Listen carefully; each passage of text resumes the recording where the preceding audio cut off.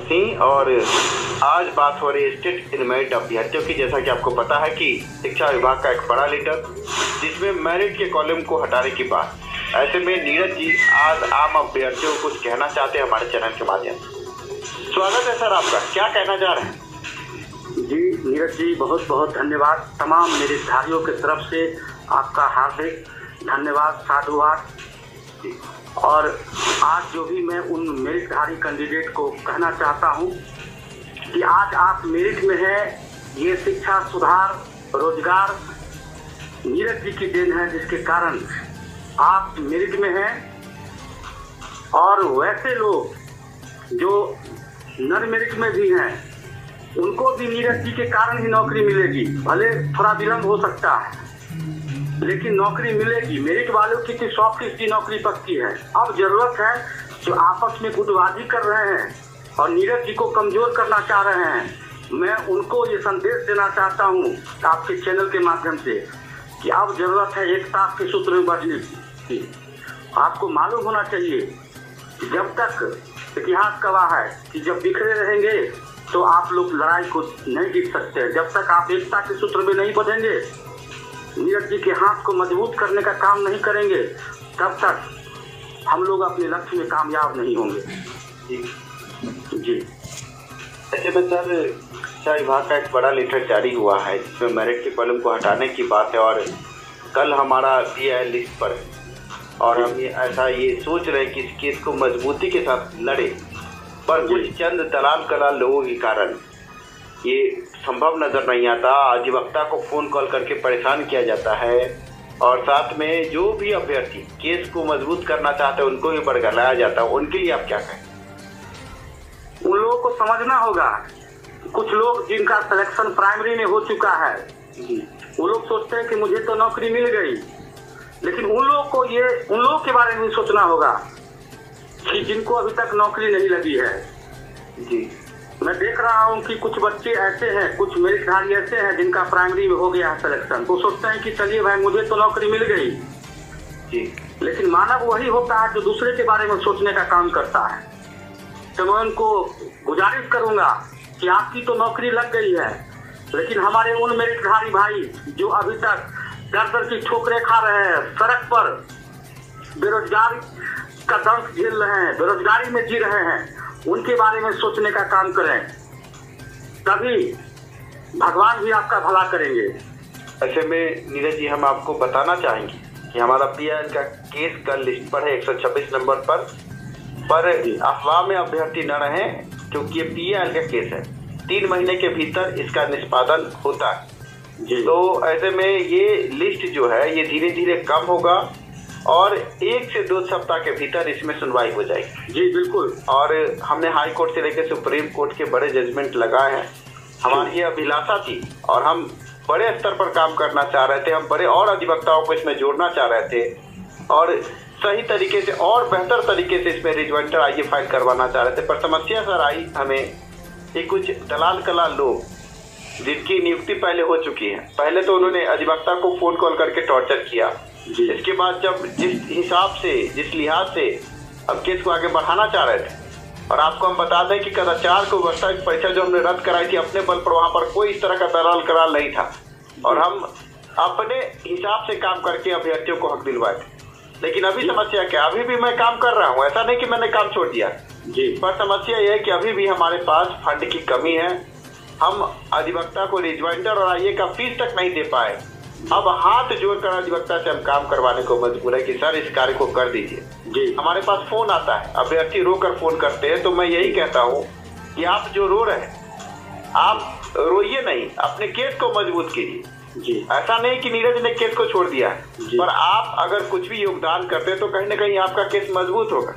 और जहाँ तक हिसाब की बात है सर, 5-7 लोग आए थे, उन्होंने मेरा अकाउंट का स्टेटमेंट देखा और मैंने अपने चैनल पर लाइव चलवाकर उनका बयान सुनिए। उन्होंने साफ लफ्जों में कहा कि 15,000 से ज्यादा इनके अकाउंट में नहीं जी। और आम अभ्यर्थी कहते हैं कि हमें स्टेटमेंट डाल दे। स्टेटमेंट सर कोई आम चीज नहीं होता कि आप चैनल पर डाल दें जी, ये गलत होगा। इसी कारण मैं ये कहूंगा जिसको भी मेरा बैंक स्टेटमेंट देखना है वो मेरे साथ आ सकता है, पटना आकर देख ले, या मैंने एक ग्रुप बनाया है जिसमें जो कर्मठ लोग हैं उन लोग हैं उनको जुड़ा है, उसमें जुड़ जाए।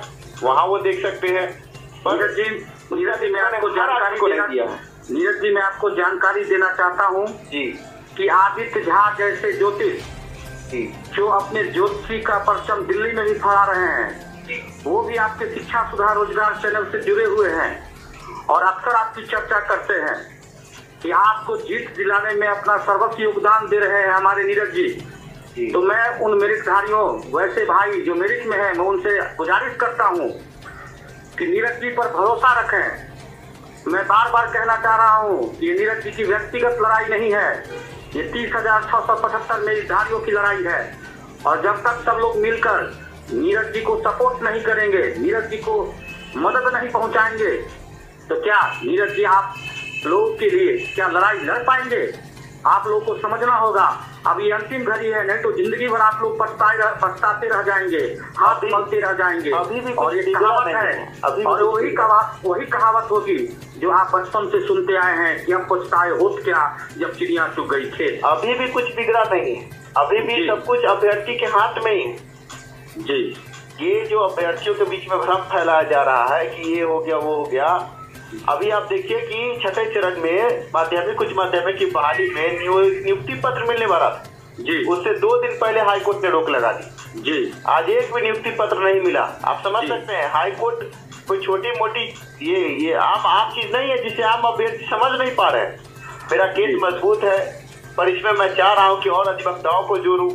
आपको मैं बताना चाहता हूँ नीरज जी, मैंने छुप धोकर वीडियो बनाना बंद कर दिया जी।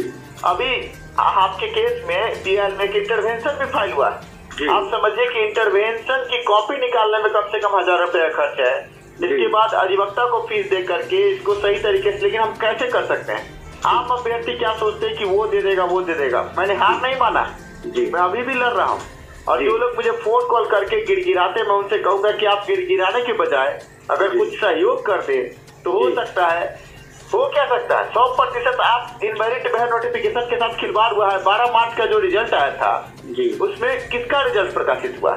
इन मेरिट अभ्यर्थियों का 26,000 रिजल्ट प्रकाशित हुआ, बाद में 6,000 और रिजल्ट प्रकाशित हुआ। कहीं से भी नॉट इन मेरिट का रिजल्ट कभी प्रकाशित ही नहीं हुआ जी। तो आप तो 100% जीते हुए हैं। शुरू से अंत तक आप ही के पक्ष की बात सरकार बोल रही है, और अंत में जब सब कुछ फाइनल हो गया तब सरकार कर रही कि हम बदल देंगे। तो ये संभव नहीं है। ये न संविधान अलाउ करता है, न ही कानून अलाउ करता है। और हाई कोर्ट में आपका बड़ा केस है, ये आम अभ्यर्थियों को समझना होगा। आम अभ्यर्थी कुछ दलाल कला लोगों के चक्कर में फंसे हैं सर, और मेरे पास फोन कॉल कर रहे हैं। मैं उनसे यही निवेदन करूंगा कि अभी भी वक्त है जी, आगे बढ़े। पर मैं क्या कहूँ, मुझसे लोग कहते हैं कि आप वीडियो क्यों नहीं बनाते हैं, तो मैं क्या वीडियो बनाऊं? आप सिर्फ वीडियो देख करके ओनली मेरिट और जय मेरिट की तय मेरिट की करते हैं, लेकिन कभी आपने सोचा कि आप 30,675 में से अगर 100 आदमी भी अगर 500 रुपए भी दे देते हैं तो कितना होता है सर जी? 50,000 रुपए। 50,000 रुपए। क्या इसमें केस नहीं हमारा खत्म हो जाएगा? आराम से खत्म हो जाएगा। जो गेंडा जैसे लोग जो 5 लाख 6 लाख रुपए लेकर भाग गए, आज उनको कोई कुछ नहीं बोल रहा है, लेकिन नीरज TL स्टंट करा दिया। और ये उम्मीद है कि 1 से 1.5 सप्ताह में ये केस खत्म होगा। और जैसा मेरा केस है और जितना मेरे पास सबूत है, 100% इन मेरिट की जीत पक्की है। पर आपको मैं क्या कहूँ, दुखी इस बात से हूँ कि इन बेवकूफों का आंख नहीं खुल रहा है। नीरज जी, मैं 30,675 मेरिटधारी जो भाई हैं उनके तरफ से मैं गुजारिश करता हूँ कि आप अपना काम करते रहे। मेरी उम्र 39 साल हो चुकी है। मैंने अब तक बचपन से लेकर अब तक आप जैसे व्यक्ति को नहीं देखा। आप जितना काम कर रहे हैं, पारदर्शिता पूर्ण काम कर रहे हैं, लेकिन कुछ लोग दलाल क्लास के चक्कर में पड़े हुए हैं, और आपकी भावना को नहीं समझ रहे हैं। और उन लोगों को मैं ये विनती करता हूँ, वैसे लोग जो दलाल कलाल लोगों के चक्कर में पड़े हुए हैं और अपना भविष्य खराब कर रहे हैं, बाद में पछताने के अलावा कुछ नहीं बचेगा आपके पास। आप समझिए ना, ये जो मेरिट नॉट मेरिट, ये तो जैसे ही सीट बढ़ेगा सभी इन मेरिट में आ जाएंगे। तो सरकार मेरिट के हिसाब से, देखिए यहाँ सरकार की चाल समझ, जो नॉन मेरिट में है नीरज भाई, जो नॉन मेरिट में है, नॉट इन मेरिट में है, उनकी भी नौकरी हो जाएगी। नोटिफिकेशन क्या कहता है? आपकी नियुक्ति सुनिश्चित करवाता है जी जी। आप पात्रता का प्रमाण पत्र लेकर सरकार के नए नए नियम और चक्रचाल में फंसकर बर्बाद हो सकते हैं। लेकिन अगर आप नोटिफिकेशन के आधार पर अगर सीट बढ़वा ले तो सोशल साइंस कंप्यूटर को छोड़ करके बाकी सारे अभ्यर्थी तो नियुक्ति को प्राप्त करेंगे और नहीं तो नियोजन इकाई में जाकर कटोरा लेकर भीख मांगेंगे। ये आम अभ्यर्थी समझ नहीं पा रहे हैं। नॉट इन मेरिट अभ्यर्थियों के साथ सरकार खेल रही है और सरकार को मजा इसलिए आ रहा है कि सरकार को तो बहाली करनी नहीं है, सरकार को नौटंकी करवानी है। ये तो आम नॉट इन मेरिट अभ्यर्थियों को भी समझना चाहिए कि सीट पर चर्चा आज तक क्यों नहीं हो रही। अभी मैं आपका ये ऑडियो है मैं अपने चैनल पर चलाऊंगा। अभी बिहार में जितनी वैकेंसी है जी सरकार 37,440 तो ये वैकेंसी 19 के थ्रू थी, उसके बाद 33,000 वैकेंसी है, फिर छठे चरण में लगभग 24,000 वैकेंसी बढ़ जाएगी। सबको जोड़ दिया जाए तो सरकार का जो आंकड़ा है 80,000 में 80,000 को नौकरी हो जाएगी, एक भी बच्चे नहीं बचेंगे। लेकिन नोटिफिकेशन रहे तब ना, क्योंकि इन मेरिट को नियुक्ति सुनिश्चित है जी। आप समझिए, अगर सीट बढ़ने के बाद ये इन मेरिट में आते नोटिफिकेशन के हिसाब से चलेंगे तो नियुक्ति सुनिश्चित है।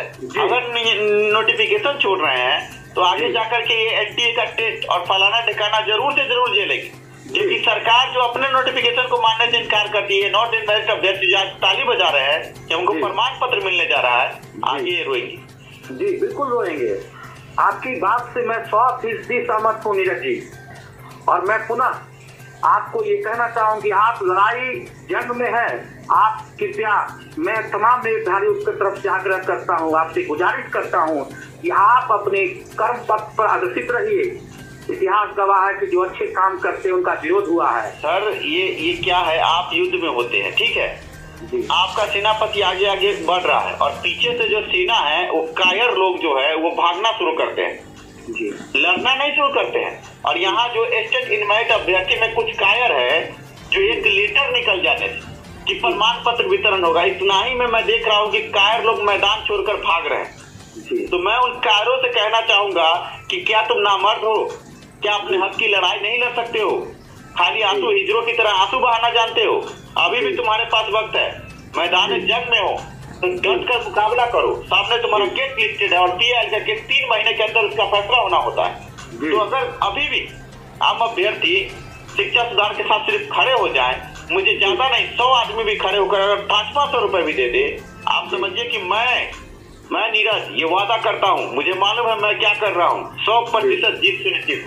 और अभी भी इस ऑडियो के बाद मुझे लगता है कि जो मैदान छोड़कर भाग रहे हैं इस ऑडियो के बाद जरूर वापस आएंगे। मुझे पता नहीं क्यों ना क्यों अंदर से ये फील हो रहा है कि वापस आएंगे, अपने केस में फंड करेंगे।